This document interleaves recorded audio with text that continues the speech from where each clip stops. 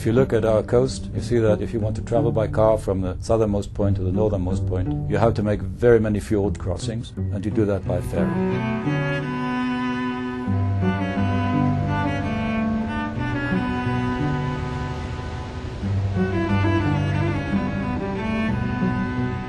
The heaviest polluters in the state of Norway is in fact ship traffic.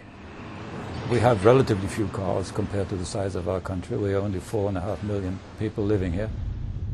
When the Norwegian government wrote out for quotations for a new ferry system, they imposed that these ferries should have the minimum possible emission which is available in the marketplace today, knowing very well that lean burn gas engines would be their choice.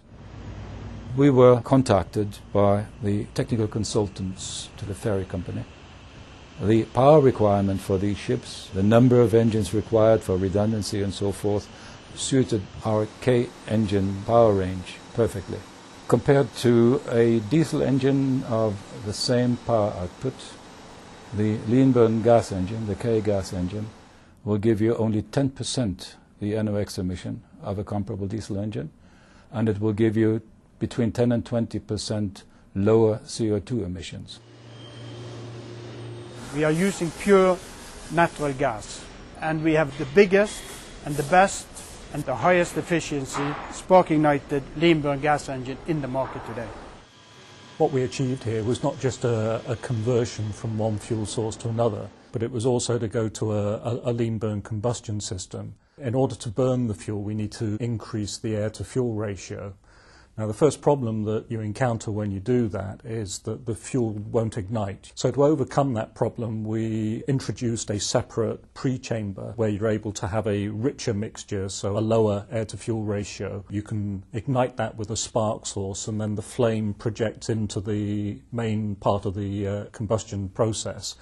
To control the amount of fuel coming in and the amount of air coming in such a precise manner required two other forms of technology: a variable vane turbocharger geometry and a very high response control system. And as a result, we now have a world-beating high efficiency gas engine. It's much less pollution. It's quiet, you don't hear anything almost. When we're in the engine room, you don't have any smell of oil. It's very clean, and for us working around the engines all day long, it's better for the health of the crew. We hear a lot of people come talking and they don't see any exhaust or anything, so they really like it. We now also see that a lot of gas stations are coming more and more, the whole Norwegian coastline into the Baltic area. And for sure, when the gas is available, you will also see that there will be vessels that will be built for purely gas operation. We have to develop our engines so they satisfy not only today's limitations in emissions, but we also have to aim at continuing that development to meet the goals that are set for 3 years from now, 2010, 5 years from now, 10 years from now. So it is, I think, every combustion engineer's responsibility to do whatever he can, and as a company, Royce, to do whatever we can to contribute to improvement of our products in that direction.